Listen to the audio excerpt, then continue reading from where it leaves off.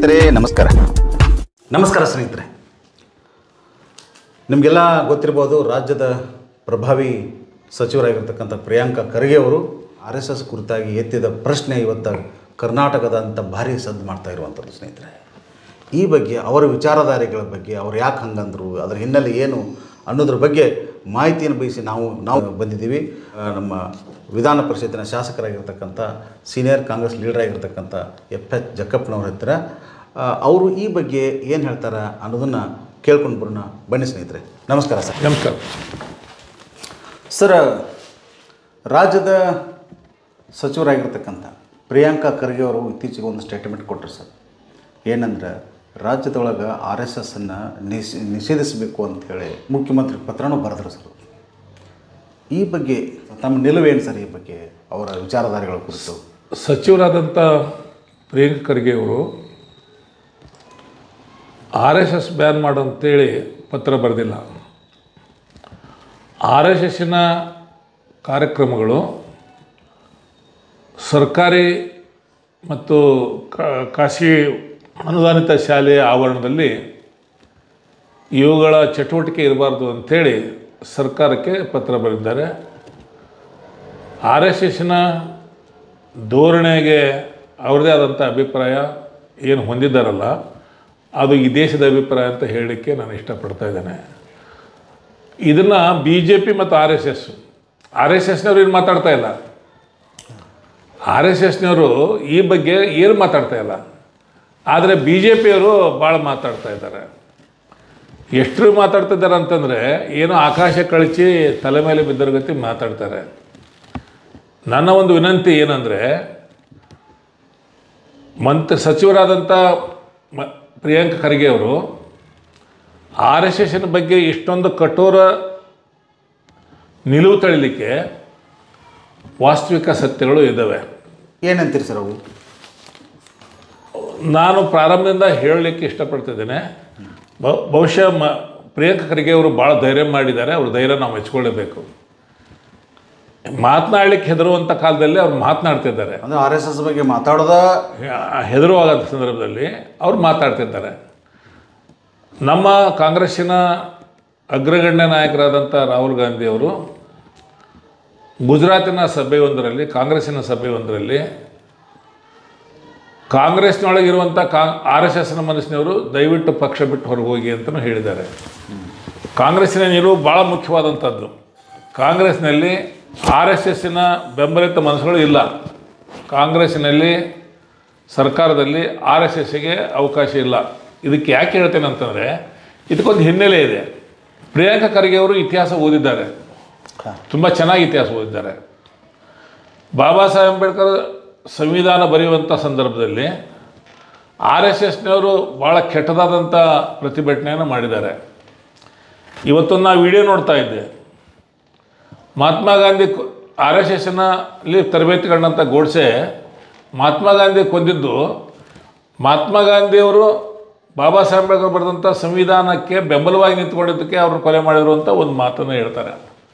ಅದ್ರ ಜೊತೆಗೇ ಮಹಾತ್ಮ ಗಾಂಧಿಯವರು ಹರಿಜನರ ಉದ್ಧಾರಕ್ಕೋಸ್ಕರ ಏನು ಹರಿಜನ ಸೇವಕ ಸಂಘ ಕಟ್ಟಿ ದಲಿತರ ಮೇಲಿನ ಪ್ರೀತಿಯನ್ನು ಹೆಚ್ಚಾಗಿ ಅವ್ರನ್ನ ಸಬಲೀಕರಣಕ್ಕೆ, ಸ್ಥಿರ ಅಭಿವೃದ್ಧಿಗೆ ಆದ್ಯತೆ ಕೊಟ್ಟಿದ್ದರಿಂದ ದಲಿತ ಪ್ರೇಮವನ್ನು ತಾಳಾರದೆ RSSನಲ್ಲಿ ಅವ್ರು ಕೊಂದರು ಅಂತಲೂ ಹೇಳುವಂಥ ವಿಡಿಯೋಗಳನ್ನು ನಾವು ನೋಡ್ತಾ ಇದ್ದೇವೆ.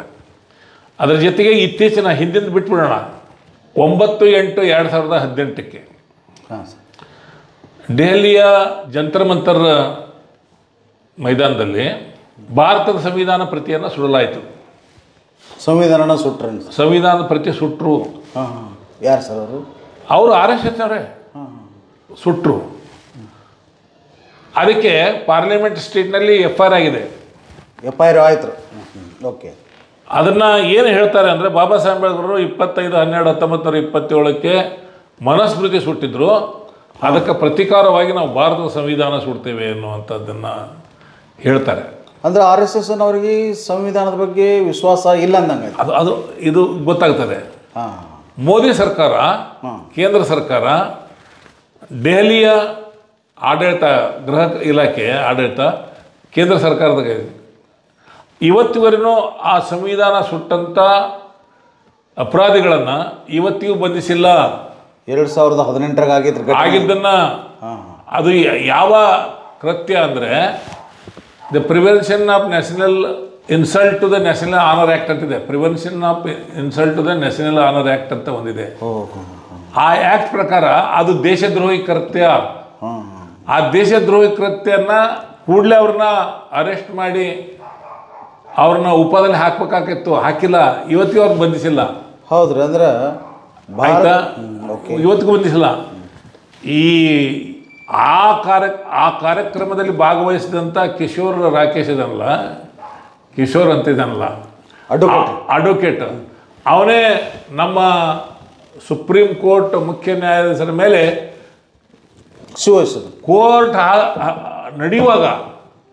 ಕೋರ್ಟ್ ನಡೆಯುವಾಗ ಸೂ ಎಸ್ದವನು ಅವನು RSSನವನೇ. ಅಂದ್ರೆ ಇವರು 2018 ಸಂವಿಧಾನ ಸುಟ್ಟಂತ ಇವರು ಹೇಳಿದ್ದಾರೆ. ಇದು ಆ ಕಿಶೋರ್ ಏನದಲ್ಲ, ಅವನು ಎಸೆದಂಥ ಸಂವಿಧಾನದ ಅತ್ಯುನ್ನತ ಸ್ಥಾನವಾದಂಥ ಮುಖ್ಯ ನ್ಯಾಯಾಧೀಶರ ಮೇಲೆ ಹೊಡೆದಂಥ ಸೂ ಇದೆಯಲ್ಲ, ಅದನ್ನು ಮುಖ್ಯ ನ್ಯಾಯಾಧೀಶರಾದಂಥ ಗವಾಯಿ ಅವರು ಕ್ಷಮಿಸಿರ್ಬೋದು. ಆದರೆ ಪ್ರತಿಯೊಬ್ಬ ಭಾರತೀಯನ ಎದೆಗೆ ಆ ಬೂಟು ತಗಲಿದೆ. ಅಂದ್ರೆ ಸಂವಿಧಾನಕ್ಕೆ ಉಗ್ದಂಗೆ ಅಂತ ಅವ್ರು ಸಂವಿಧಾನಕ್ಕೆ ಹೊಡೆದಂಗೆ. ಸಂವಿಧಾನ ಒಂದು ಕಡೆ ಸುಟ್ಟರು, ಮುಂದುವರೆದು ಸಂವಿಧಾನದ ಎದೆಗೇನೆ ಸೂ ಎಸೆದಿದ್ದಾರೆ. ಇದು ಪ್ರಿಯಾಂಕ್ ಖರ್ಗೆ ಅವರೊಬ್ಬರೇ ಅಲ್ಲ, ಎಲ್ಲರ ಎದೆಗೆ ಈ ಸೂ ಬಿದ್ದಿದೆ. ಎಲ್ಲರೂ ಮಾತನಾಡ್ತಿದ್ದಾರೆ, ಖರ್ಗೆ ಅವ್ರ ಮಾತುಗಳನ್ನು ಮಾತ್ರ ಮುನ್ನೆಲೆಗೆ ಬಂದಿದೆ. ಅಂದ್ರೆ ಸಂವಿಧಾನವನ್ನು ನಂಬಿಕೊಂಡಂತ ಎಲ್ಲರಿಗೂ ಇದು ಶೂ ಪ್ರಕರಣ ಎದೆಗೆ ಬಿದ್ದಿದೆ. ಆದ್ದರಿಂದ ನಮ್ಮ RSS ಇದೆಯಲ್ಲ, RSSನ ಗೆಳೆಯರಿಗೆ ಹೇಳಲಿಕ್ಕೆ ಇಷ್ಟಪಡ್ತೇನೆ, ಇದು RSS ಮನುವಾದಿಗಳ ಒಂದು ದೊಡ್ಡ ಗ್ಯಾಂಗ್. ಇದೇನು ಸಂಘಟನೆ ಅಲ್ಲ, ಇದೊಂದು ಗ್ಯಾಂಗ್. ಇದು ಮುಸ್ಲಿಮರ ಮೇಲೆ ನೇರವಾದಂಥ ದಾಳಿಯನ್ನು ಮಾಡಿದಂಥದ್ದನ್ನು ಕಳೆದ 10 ವರ್ಷದಿಂದ ನಾವು ನೋಡಿದ್ದೇವೆ. ಮುಸ್ಲಿಮರನ್ನ ಬದುಕಲಿಕ್ಕೆ ಬಿಡ್ತಾ ಇಲ್ಲ ಅವರು. ಈ ಎರಡನೇ ಆಯ್ಕೆ ದಲಿತರ ಮೇಲಿನ ಹಲ್ಲೆ. ಇದು ಶೂ ಒಂದೇ ಅಲ್ಲ, ನಮ್ಮ ಸಮುದಾಯದ ಮೇಲೆ, ಭಾರತದ ಸಂವಿಧಾನ ಪ್ರಿಯರ ಮೇಲೆ, ಸಂವಿಧಾನ ಪ್ರೇಮಿಗಳ ಮೇಲೆ ಒಂದು ದಾಳಿದು. ಇದನ್ನು ಸಂಕ್ಷಿಪ್ತವಾಗಿ ನಮ್ಮ ಪ್ರಿಯಾಂಕ ಖರ್ಗೆ ಅವರು ಈ RSS ಸಂಘಟನೆ, ನಾನು ಇನ್ನು ತುಮಕೂರು ಹೋಗಿದ್ದೆ. ತುಮಕೂರಲ್ಲಿ ಒಂದು ಸರ್ಕಾರಿ ಶಾಲೆ ಸೇರಿದಂಥ ಒಂದು ದೊಡ್ಡ ಬಯಲು ಆಟದ ಮೈದಾನ. ಆಟದ ಮೈದಾನದ ಮುಂದೆ ರಾಷ್ಟ್ರೀಯ ಸ್ವಯಂ ಸೇವಕ ಸಂಘ ಅಂತ ಬೋರ್ಡ್ ಹಾಕಿದ್ದಾರೆ. ಆ ಆಟದ ಬಯಲಿಗೆ ಅವ್ರಿಗೆ ಸಂಬಂಧ ಇಲ್ಲ. ನೀವ್ಯಾಕೆ ಬೋರ್ಡ್ ಹಾಕಿದ್ರಿ? ಅವ್ರದ್ದಲ್ಲ. ಅದಕ್ಕೆ ಅವ್ರೇನು ಹೇಳ್ತಾ ಇದ್ದಾರೆ ಅಂದರೆ, ಸರ್ಕಾರದ ಜಾಗೆಗಳಲ್ಲಿ ನೀವು ನಿಮ್ಮ ಗಣದ ವೇಷದ ಮಾಡಿಕೊಂಡು ನಿಮ್ಮ ಕಾರ್ಯಕ್ರಮಗಳನ್ನ ಮಾಡಬೇಡ್ರಿ. ನೀವು ನಿಮ್ಮ ಕಾರ್ಯಕ್ರಮ ಮಾಡಿದ್ರೆ ನಿಮ್ಮದೇ ಆದಂಥ ಸ್ಥಳದಲ್ಲಿ ಮಾಡಿರಿ ಅಂತೇಳಿ ಅವ್ರ ವಾದ ಅಲ್ಲ, ಅವ್ರ ನಿಜವಾದಂಥ ಭಾರತೀಯರ ಬೇಡಿಕೆ. ಅದು ಭಾರತೀಯರ ಬೇಡಿಕೆ ಭಾಳ ಸ್ಪಷ್ಟವಾಗಿದೆ. ಅದು ನಿಮ್ಮ ಸರ್ಕಾರ ಅದನ್ನು ಸಂಪುಟದಾಗ ಅದನ್ನು ಪಾಸ್ ಮಾಡ್ತಾನೆ ಅವ್ರನ್ನ ಅಲ್ಲ, ಪಾಸ್ ಮಾಡೋ ಜೊತೆಗೆ ಭಾಳ ಅದನ್ನು ಪಾಸ್ ಮಾಡೋಕ್ಕೆ ಹಿನ್ನೆಲೆ ಏನಿದೆ ಅಂದರೆ, 2013ರಲ್ಲಿ ಜಗದೀಶ್ ಶೆಟ್ಟರ್ ಮುಖ್ಯಮಂತ್ರಿ ಇದ್ದಾಗ ಅದೇ ರೀತಿಯಾದಂಥ ಆದೇಶ ಕೊಟ್ಟಿದ್ದಾರೆ. ಹೌದಾ? ಹೊಸದೇನು ಮಾಡಿಲ್ಲ. ಜಗದೀಶ್ ಶೆಟ್ಟರ್ ಮಾಡಿದಂಥ ಆದೇಶನ ಮತ್ತೆ ನಾವು ಪುನರ್ ಜಾರಿಗೆ ಮಾಡಿದ್ದೇವೆ, ಇಂಪ್ಲಿಮೆಂಟ್ ಮಾಡಿದ್ದೇವೆ. ಆದೇಶ ಬಿಜೆಪಿಯ ಜಗದೀಶ್ ಶೆಟ್ಟರ್ ಮಾಡಿದ್ದು ಅದನ್ನು ಇಂಪ್ಲಿಮೆಂಟ್ ಮಾಡೋಕೆ ನಾವು ಪ್ರಯತ್ನ ಮಾಡಿದ್ದೇವೆ. ಅದಕ್ಕಿಂತ ಹೆಚ್ಚಿಗೇನಿದೆ? ಅದ್ರ ಜೊತೆಗೇ ಈಗ ಸಚಿವ ಪ್ರಿಯಾಂಕ ಖರ್ಗೆ ಅವರಿಗೆ ಈ RSSನ ಮೂಲದವರು ಪಾಪ ಬಡ ಹುಡುಗರಿಗೆ ಎತ್ಕಟ್ಟಿ ಪ್ರಿಯಾಂಕ ಖರ್ಗೆ ಮೇಲೆ ಜೀವ ಬೆದರಿಕೆ, ಕೊಲೆ ಬೆದರಿಕೆ ಹಾಕಕತ್ತಿದ್ದಾರೆ. ನಾನು ಇದನ್ನು ಖಂಡಿಸ್ತೇನೆ. ಯಾವುದನ್ನ ಅವ್ರ ಜೀವ ಬೆದರಿಕೆ ಆಗೋದ್ರು, ಅವಾಚ್ಯ ಶಬ್ದನ ಬೈಯುವಂಥದ್ದು, ಅವ್ರಿಗೆ ಕೊಲೆ ಬೆದರಿಕೆ ಹಾಕುವಂಥದ್ದನ್ನು ನಾನು ಖಂಡಿಸ್ತೇನೆ. ನಾವು ಈ ಸಂದರ್ಭದಲ್ಲಿ ಇಡೀ ನಾಡು ಪ್ರಿಯಾಂಕ ಖರ್ಗೆ ಹಿಂದೆ ನಿಂತ್ಕೊಂಡಿದೆ. ನಾನು ಪ್ರಿಯಾಂಕ ಖರ್ಗೆ ಅವರ ಹಿಂದೆ ನಿಂತ್ಕೊಂಡಿದ್ದೇನೆ. ಪ್ರಿಯಾಂಕ ಖರ್ಗೆ ಅವ್ರಿಗೆ ಮುಟ್ಟಿದರೆ ಈ ರಾಜ್ಯದಲ್ಲಿ ಯಾರೂ ಸುಮ್ಮನೆ ಇರೋಂಗಿಲ್ಲ. RSS ಎಚ್ಚರಿಕೆ ಕೊಡ್ತೇನೆ. ನೀವು ನೇರವಾದಂಥ ರಸ್ತೆ ಈ ಚಳವಳಿಗೆ ಬಂದರೆ ನಾವು ಬರ್ತೇವೆ, ನಾವೇನು ಸುಮ್ಮನೆ ಕುತ್ಕೊಳ್ಳೋಂಗಿಲ್ಲ ಅಲ್ವಾ. ಯಾವುದೋ ಹುಡುಗರನ್ನ ಬಿಟ್ಟು ಆಟ ಆಡಬೇಡ್ರಿ, ನೇರವಾಗಿ ಬನ್ನಿ. ನೀವು ಲಾಠಿ ಹಿಡ್ಕೊಂಡು ಬರೋರಲ್ಲ, ನೀವು ಲಾಠಿ ಹಿಡ್ಕೊಂಡು ಬನ್ನಿ ನಿಮ್ಮ ಗರವಂಡಿಗೆ ಬಂದು ನೋಡೋಣ ನಿಮ್ದು ಯುದ್ಧ ಭೂಮಿಗೆ. ನೀವೇನಂತೀರಿ ಅಂದ್ರೆ ಯಾರು ಭುಜದ ಮೇಲೆ ಹಗಲ ಮೇಲೆ ಬಂದೂಕ್ ಇಡಬೇಡ್ರಿ, ನೇರವಾಗಿ ಬರ್ರಿ, ಎದುರಿಸೋಣ. ಒಂದ್ಸಲ ಆಗಿಬಿಡ್ಲಿ, ಅದು ಭೀಮಾ ಕೋರೆಗಾಂವ್ ಯುದ್ಧ ಆಗಲೇ ಬಿಡಲಿ. ನೀವು ಪ್ರಿಯಾಂಕಾ ಖರ್ಗೆ ಕುಟುಂಬ ಅಲ್ಲ, ಅಷ್ಟೇ ಅಲ್ಲ, ನಮ್ಮ ಮಲ್ಲಿಕಾರ್ಜುನ ಖರ್ಗೆ ಅವ್ರ ಮೇಲೇನೂ ಆರೋಪ ಮಾಡ್ತಾ ಇದ್ದೀರಿ. ಅವ್ರ ಕುಟುಂಬಕ್ಕೆ ಯಾಕೆ ನೀವು ಹಲ್ಲೆ ಮಾಡ್ತೀರಿ ಅಂದರೆ, ಅವರು ಪ್ರಿಯಾಂಕಾ ಖರ್ಗೆ ಅಥವಾ ಮಲ್ಲಿಕಾರ್ಜುನ ಖರ್ಗೆ ಇವರು ಶುದ್ಧ ಅಂಬೇಡ್ಕರ್ವಾದಿಗಳು, ಬೌದ್ಧ ಧರ್ಮವನ್ನು ಸ್ವೀಕರಿಸಿದಂಥವ್ರು, ದೊಡ್ಡ ಬೌದ್ಧ ವಿಹಾರ ಕಟ್ಟಿದವರಂಥವ್ರು. ಆ ಕಾರಣಕ್ಕೋಸ್ಕರ, ಈ ಧರ್ಮ ಕಾರಣಕ್ಕೋಸ್ಕರ ಅವ್ರ ಮೇಲೆ, ದಲಿತರೆಂಬ ಕಾರಣಕ್ಕೋಸ್ಕರ ನೀವು ಅವ್ರ ಮೇಲೆ ಹಲ್ಲೆ ಮಾಡೋದನ್ನು, ಅವ್ರ ಮೇಲೆ ಅಪರಾಧ ಮಾಡೋದನ್ನು, ಅವ್ರ ಮೇಲೆ ನೀವು ಆಕ್ರಮಣ ಮಾಡೋದನ್ನು ಕೂಡಲೇ ನಿಲ್ಲಿಸ್ಬೇಕು. ಮಲ್ಲಿಕಾರ್ಜುನ ಖರ್ಗೆ ಅವರಿಗೆ ಈ ರಾಷ್ಟ್ರ ಕಂಡಂಥ ಅಪ್ರತಿಮ ನಾಯಕ ಅವರು. ಆ ಕುಟುಂಬದ ಮೇಲೆ ನಿಮ್ಗೆ ಯಾಕೆ ದ್ವೇಷ? RSSನವರು ಆ ಕುಟುಂಬದ ಮೇಲೆ ಯಾಕೆ ದ್ವೇಷ ಅಂತ ಹೇಳ್ತಾ ಇಲ್ಲ. ಅವರು ತಮ್ಮ RSSನವರು ನಮ್ಮ ಕೆಲವೊಬ್ಬರು ಗುಲಾಮರನ್ನ ಇಟ್ಕೊಂಡು ಅವ್ರ ಬಾಯಿ ಮುಖಾಂತರ ಮಾತಾಡೋದಲ್ಲ, ನೇರವಾಗಿ ಭಾಗವತ ಮಾತಾಡಲಿ. ನಾವು ಭಾಳ ಸ್ಪಷ್ಟವಾಗಿ ಹೇಳ್ತೇವೆ. ನಿನ್ನೇನು ಅವನು ಸೊಲ್ಲಾಪುರದಲ್ಲಿ ಪ್ರಿಯಾಂಕಾ ಖರ್ಗೆ ಅವರ ಮೇಲೆ ಜೀವ ಬೇರೆ ಮಾಡಿದಂಥ ದಾನಪ್ಪ ಶ್ರೀಶೈಲ್ ನರೋಣ ಇದ್ದಾನಲ್ಲ, ಅವನು ಅಮಾಯಕ. ಅವನು ಹೇಳ್ತಾನೆ RSSನಿಂದ ಪ್ರೇರಿತನಾದ ಅಂತ ಹೇಳ್ತಾ ಇರೋದಲ್ಲ. ನಾನು ನೇರವಾಗಿ ಹೇಳ್ತೇನೆ, RSSನಿಂದ ಪ್ರೇರಿತನಾಗಿ ನಾನು ಇಷ್ಟು ಕೆಲಸ ಮಾಡಿದ್ದೇನೆ, ಮಾಡುವಾಗ ನಾನು ಕುಡಿದಿದ್ದೆ, ನಶೆದಲ್ಲಿದ್ದೆ ಅಂತ ಹೇಳ್ತಾನೆ. ಅರೆಸ್ಟ್ ಮಾಡಿದಾಗ ಅರೆಸ್ಟ್ ಮಾಡಿದಾಗ ನಾನು ನಶೆದಲ್ಲಿ ಬೈಯುವಾಗ ನಾನು ನಶೆಯಲ್ಲಿದ್ದೆ ಅಂತ. ಸೊ ಧರ್ಮದ ನಶೆ, ಇದರ ನಶೆಯಲ್ಲಿ ಇದ್ದ ಅಂತ ಹೇಳ್ತಾರೆ. ನನ್ನ ನೇರವಾದಂಥ ಬೇಡಿಕೆ ಏನಂತಂದರೆ, ಇವನಿಗೆ RSSನೇ ಇವನ ಕೆರ್ತಕ್ಕೆ, ಇವನ ಈ ಕುಕರ್ತಕ್ಕೆ, ಈ ಅಪರಾಧಕ್ಕೆ ಕಾರಣ ಅಲ್ವಾ, ಪ್ರೇರಣೆ ಅಲ್ವಾ? ಹಾಗಾದರೆ RSSನ ಪ್ರಮುಖರನ್ನು ಯಾಕೆ ಇಲ್ಲಿ ಬಂಧಿಸಬಾರ್ದು? ಈ ಪಾಪ ಈ ಅಮಾಯಕನಿಗೆ ಪ್ರೇರಣೆ ಕೊಟ್ಟಂಥ, ಪ್ರಚೋದನೆ ಕೊಟ್ಟಂಥ RSSನವ್ರನ್ನ ಯಾಕೆ ಬಂಧಿಸಬಾರ್ದು? ಮೋಹನ್ ಭಾಗವತನ ಯಾಕೆ ಬಂಧಿಸಬಾರ್ದು ಅಲ್ವಾ? ಅಂದ್ರೆ ನೀವು ಪ್ರಚೋದನೆ ಕೊಟ್ಟಿದ್ದಾರೆ. ಪ್ರಚೋದನೆ ಕೊಟ್ಟವ್ರು ಯಾರು? RSSನ ಮುಖ್ಯಸ್ಥರನ್ನ ಬಂಧಿಸಿ. ರಾಜ್ಯದ RSS ಬಂಧಿಸ್ತಿರೋ, ರಾಷ್ಟ್ರದ RSS ಮುಖ್ಯಸ್ಥರು ಬಂಧಿಸ್ತೀವಿ. RSS ಕಾರಣ ಅಂತ ಹೇಳ್ತಾರಲ್ಲ ಅವ. ಒಳ್ಳೆ ಸರ್, ಈಗ ಇದನ್ನ ಅಂದ್ರಿ ಸರ್ ನೀವು, ಈ RSSಕ್ಕೂ ಮತ್ತು BJP ಪಕ್ಷಕ್ಕೂ ಸಂಬಂಧ ಏನೈತೆ ಅಂತೀರಿ ಸರ್? ಅವರು ಅಂದ್ರೆ ಸೇವಾ ಸಂಘ ಅಂತ ಅವ್ರು ಅಂತಾರೆ ಸರ್, ಯಾವುದೋ RSSನ್ನು BJP ಅವ್ರು ಹೇಳ್ತಾರೆ. ಈ ಬಗ್ಗೆ ತಾವೇನು ಹೇಳ್ತೀರಿ? RSS ಮತ್ತು BJP ಒಂದೇ ನಾಣ್ಯದ ಎರಡು ಮುಖಗಳು. RSSನ ಕೂಸೆ BJP. RSS ಬೈದರೆ BJP ಯಾಕೆ ಮಾತಾಡಬೇಕು? RSSನವ್ರು ಮಾತಾಡ್ತಾ ಇಲ್ಲ, RSS ಮಾತಾಡ್ತಾ ಇಲ್ಲ. ಮತ್ತು ಭಾಳ ಮುಖ್ಯವಾಗಿದ್ದೇನೆಂದರೆ, BJP ರಾಷ್ಟ್ರೀಯ ಸಮಿತಿ ಇರ್ತದೆ, ಕೇಂದ್ರ ಸಮಿತಿ ಇರ್ತದೆ. ಆ ಸಮಿತಿಯಲ್ಲಿ ಪ್ರಧಾನ ಕಾರ್ಯದರ್ಶಿ ಸಂಘಟನಾ ಅಂತ ಒಂದು ಪೋಸ್ಟ್ ಇದೆ. ಹೌದು, ಇದೆ ಸರ್. ಆ ಹುದ್ದೆಯಲ್ಲಿದ್ದವನೇ ಇಡೀ BJPನ ನಿಯಂತ್ರಿಸ್ತಾರೆ. ಅಂದರೆ BL ಸಂತೋಷ್ ಅವರು ಇದಾರಲ್ರಿ ಈಗ? ಅಲ್ಲ, BL ಸಂತೋಷ್ ಅಷ್ಟೇ ಅಲ್ಲ, ಯಾರು RSSನಲ್ಲಿ ಪ್ರಚಾರಕರಾಗಿ ಸೇವೆ ಸಲ್ಲಿಸಿರ್ತಾರೋ ಅವ್ರನ್ನೇ ಆ ಹುದ್ದೆಗೆ ತರುವಂಥದ್ದು. ಅದು ನೇಮ. ಅಂದರೆ RSS ಕೈಯಲ್ಲಿ BJP ಇದೆ. ಹಾಗಾಗಿ BJP ಸರ್ಕಾರ RSS ಕೊಟ್ಟಂಥ ಅಜೆಂಡಗಳನ್ನು ಜಾರಿ ಮಾಡ್ತದೆ. ಇವತ್ತು ಬ್ಯಾಂಕ್ ರಾಷ್ಟ್ರೀಕರಣ ಆಗಿತ್ತು, ನಮ್ಮ ಇಂದಿರಾ ಗಾಂಧಿ ಅವರು ಮಾಡಿದ್ದು.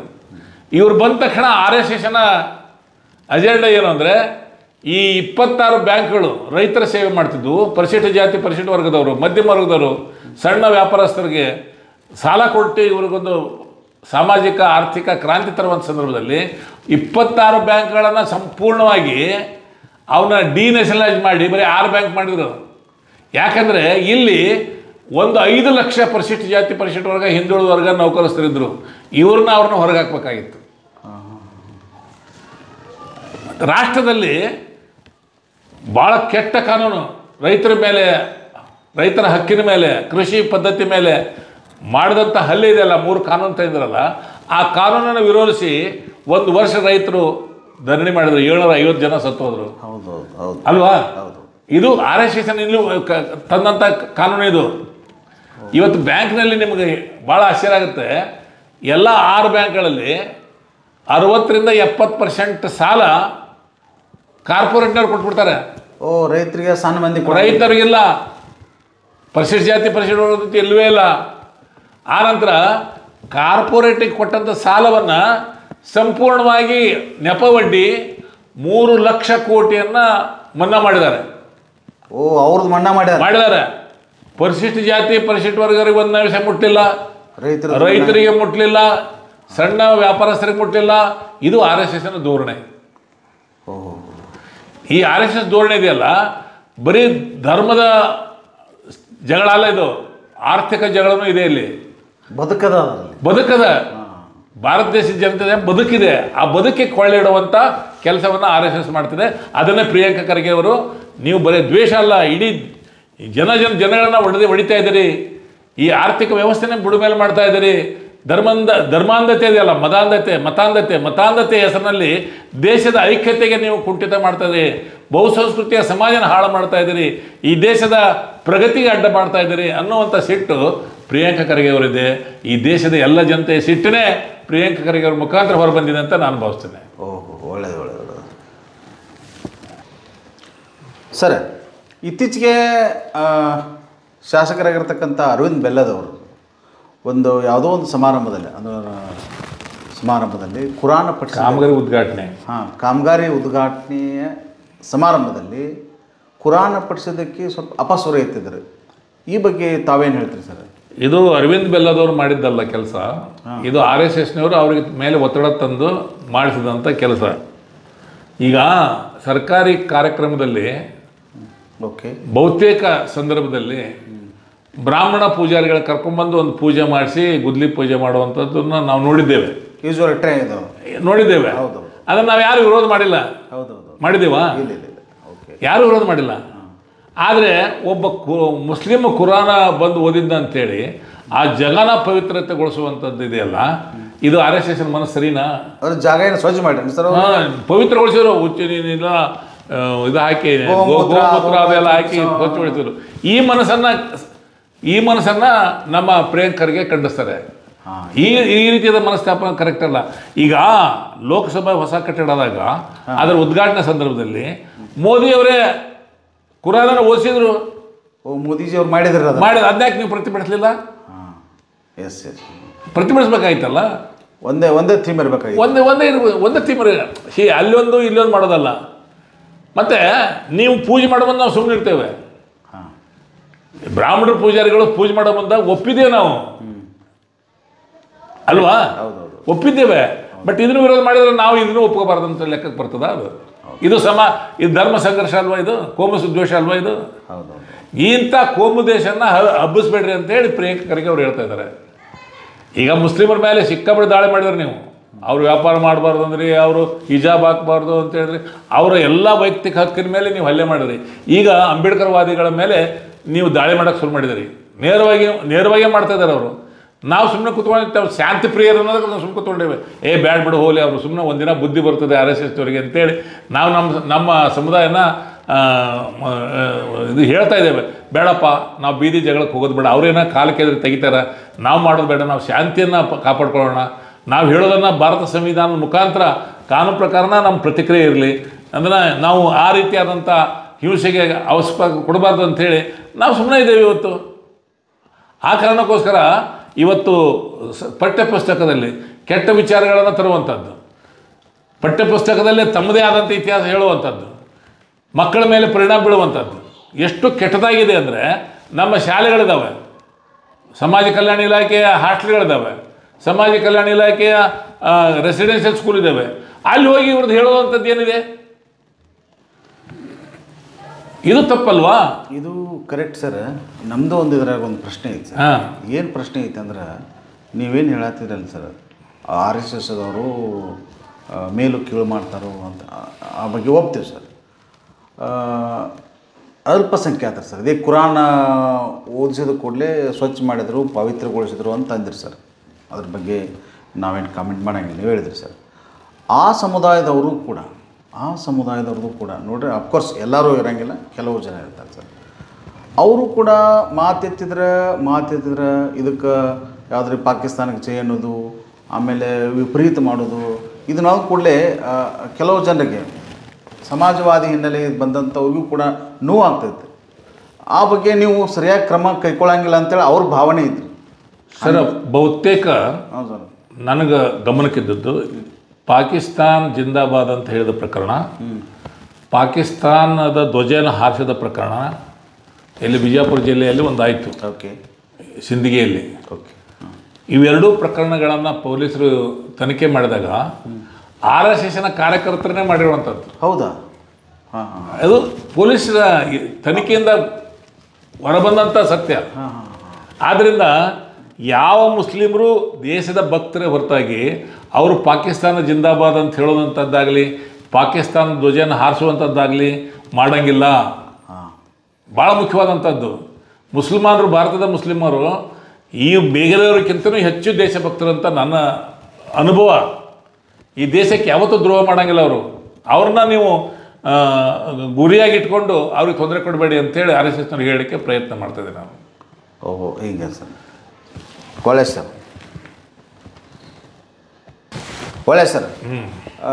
ಜನ ಏನಂತಾರೆ ಸರ್, ಈ RSSದವರು ಅಥವಾ ನೀವು ಪ್ರಿಯಾಂಕ ಖರ್ಗೆ ಅವ್ರ ಬಗ್ಗೆ ಏನು ಆರೋಪ ಮಾಡ್ತಾರಂದ್ರೆ, ನೀವು ಶಾಲಾ ಶಿಕ್ಷಕರಾಗಲಿ, ಸರ್ಕಾರಿ ನೌಕರರಾಗಲಿ, RSS ಒಂದು ಪಕ್ಷದ ಸಂಘಟನೆ ಅಲ್ಲ, ಅದೊಂದು ಸ್ವತಂತ್ರ ಸೇವಾ ಮನೋಭಾವದ ಸಂಘಟನೆ. ಆ ಒಂದು ಪರೇಡ್ ಮಾಡುವಾಗ ಗಣವೇಷಧಾರಿಯಾಗಿ ಹೋದದಕ್ಕೆ ನೀವು ಸಸ್ಪೆಂಡ್ ಮಾಡಿದ್ದೀರಿ, ಅವ್ರ ಮೇಲೆ ಕ್ರಮ ಕೈಗೊಳ್ಳೋಕ್ಕೂ ಲೆಟ್ರು ಬರ್ದಿರಿ ನೀವು. ಅದಕ್ಕಾಗಿ ಇದು ಉದ್ದೇಶಪೂರ್ವಕವಾಗಿ ಮಾಡತ್ತೀರಿ ಅಂತ ಅಂತಾರೆ ಸರ್ ಅವರು. Sir, RSS is not a non political party. They have identified themselves as BJP ಅಂತಲೂ ಒಪ್ಕೊಂಡಿದ್ದಾರೆ. RSS ಇಸ್ ನಥಿಂಗ್ ಬಟ್ BJPನೇ. ನೀವು RSS ಸೇರಿದ ತಕ್ಷಣ BJP ಸೇರಿದೆ ಅಂತಲೇ ಅರ್ಥ. ಒಬ್ಬ ನೌಕರ ಯಾವುದೇ ಪಕ್ಷದ ಸಜೆಷನ್ ಆಗಬಾರ್ದು, ಯಾವುದೇ ಪಕ್ಷಕ್ಕೆ ಬೆಂಬಲ ಕೊಡಬಾರ್ದು, ಯಾವುದೇ ಪಕ್ಷಕ್ಕೆ ದೇಣಿಗೆ ಕೊಡಬಾರ್ದು ಅಲ್ವಾ? RSS ಅಂದರೆ BJP ಅನ್ನೋದು ಎಲ್ಲರಿಗೂ ಗೊತ್ತಿರುವಂಥದ್ದು. ಅವರು ಒಪ್ಕೊಂಡಿದ್ದಾರೆ. ನಾನು ಹೇಳಿದಲ್ಲ ನಿಮಗೆ, RSSನವರೇ BJPನ ನಿಯಂತ್ರಣ ಮಾಡುವಂಥದ್ದು ಸಂಘಟನೆಯಲ್ಲಿ. BJP ಚುನಾವಣೆ ಮಾಡ್ತಿರೋದೇ RSS. BJP ಇಲೆಕ್ಷನ್ ಇದೆಯಲ್ಲ, ಅದನ್ನು ಮಾಡ್ತಿರೋದೇ RSS. BJP ಕಾರ್ಯಕರ್ತರಲ್ಲ, RSS ಕಾರ್ಯಕರ್ತರೇ ಮಾಡ್ತಿರೋದು. ಅಂದರೆ ಅವರ ಪಕ್ಷ ಬೇರೆನಾ, ಬೇರೆ ಮಟ್ಟದಾಗ ಅವರ ಸಂಘಟನೆ ಮಾಡ್ತಾರೋ ಅಂತ ಅವರು ಪೂರ್ತಿ ಅವರೇ. ಸೊ ಅದಕ್ಕೆ ನೀವು RSS ಮೆಂಬರ್ ಆದರೆ BJP ಮೆಂಬರ್ ಆದಂಗೆ. ಆದಂಗೆ KCS ರೂಲ್ಸ್ ಏನು ಹೇಳ್ತದೆ? No employee can become the member of a political party, no employee can contribute to the political party, no employee can participate in the political activities ಅಲ್ವಾ? ಹೌದು. ಇದನ್ನು violate ಮಾಡಿದರೆ ನೀವು action ತೊಗೊಳ್ಳಿ ಅಂತ ಪ್ರಿಯಾಂಕ ಖರ್ಗೆ ಹೇಳ್ತಾ ಇದ್ದಾರೆ ಅಲ್ವಾ?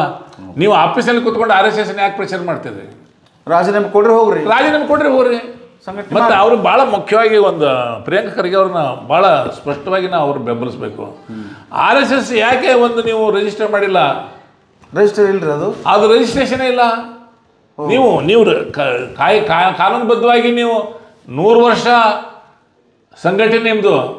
ಇವತ್ತಿಗೂ ಎಲ್ಲರಿಗೂ ಹೇಳ್ತೀರಿ, ನೀವು ಎಲ್ಲರಿಗೂ ನಿರ್ಮಲಾ ಸೀತಾರಾಮನ್ ಹೇಳ್ತಿರೋದೆ 20,000 ಮೇಲೆ ಖರ್ಚು ಮಾಡಿದರೆ ನೀವು ದಾಖಲೆ ಕೊಡಬೇಕು, ಖರ್ಚಿನ ವಿವರ ಕೊಡಬೇಕು ಅಂತ ಹೇಳ್ತಾರೆ, GST ಕೊಡಬೇಕು ಅಂತ ಹೇಳ್ತಾರೆ.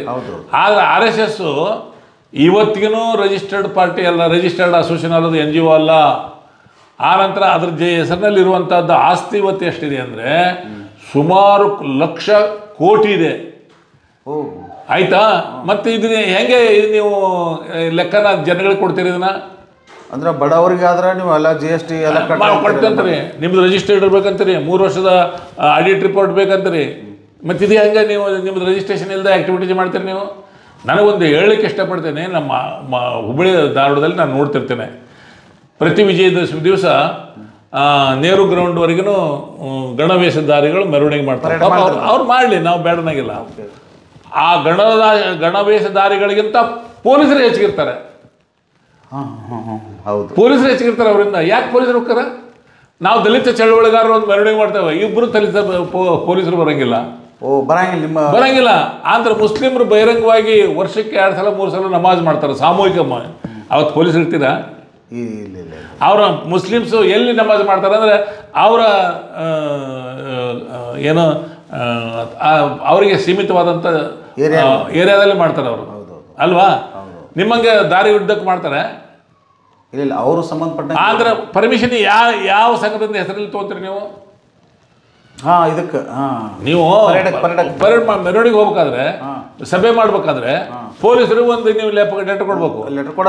ನಾವು ಹಿಂಗೆ ಮೆರವಣಿಗೆ ಮಾಡ್ತೇವೆ, ಹಿಂಗೆ ಸಭಾಂಗಣ ಮಾಡ್ತೇವೆ, ನಾವು ಪರ್ಮಿಷನ್ ಕೊಡ್ತೀವಿ. ಇವತ್ತಿಗೆ ಪರ್ಮಿಷನ್ ತೊಗೊಳ್ತಾ ಇಲ್ಲ ಅಂದ್ರೆ ಇದು ದೇಶದಲ್ಲಿ ಏನು ಬೇಕಾದ್ ಮಾಡ್ಬೋದು ಅವರು. ಸರ್ಕಾರ ಹೇಳ್ತಾ ಇರೋದು ನೀವು. ಆದ್ರಿಂದ ಸರ್ಕಾರ ಏನು ಹೇಳ್ತದೆ ಅಂದ್ರೆ, ನೀವೇನೇ ಆಕ್ಟಿವಿಟೀಸ್ ಮಾಡಿ ಪೊಲೀಸ್ ಪರ್ಮಿಷನ್ ತಗೊಳ್ಳಿ. ಯಾವ ಗ್ರೌಂಡನ್ನು ಉಪಯೋಗ ಮಾಡ್ಕೊಂತೀರಿ ಆ ಗ್ರೌಂಡ್ ಯಾರ್ದು ಅನ್ನೋದಿಲ್ಲ, ಅವ್ರ ಕಡೆಯಿಂದ ನೀವು ಪರ್ಮಿಷನ್ ತಗೋರಿ ಅಷ್ಟೇ. ಸಿದ್ದರಾಮಯ್ಯನವ್ರು ಹೇಳಿದ್ದು ಪ್ರಿಯಾಂಕ ಖರ್ಗೆ ಅವರು ಒತ್ತಾಯ. ಕೊಡಬೇಡ ಅಂತಲ್ಲ, ಪರ್ಮಿಷನ್ ತಗೋರಿ. ನೀವು ಪರ್ಮಿಷನ್ ತಗೊಳ್ಳಿ. ಪ್ರಿಯಾಂಕ ಖರ್ಗೆ ಅವರು RSS ಬ್ಯಾನ್ ಮಾಡಂತ ಏನು ಹೇಳ್ತಾ ಇಲ್ಲ. ನಿಮ್ಮ ಚಟುವಟಿಕೆಯನ್ನ ಕಾನೂನುಬದ್ಧವಾಗಿ ಮಾಡಿ, ಸಂಘಟನೆಯನ್ನ ರಿಜಿಸ್ಟರ್ ಮಾಡ್ರಿ. ಬಡ ಮಕ್ಕಳಿಗೆ ಆಹುತಿ ಕೊಡಬೇಡಿ.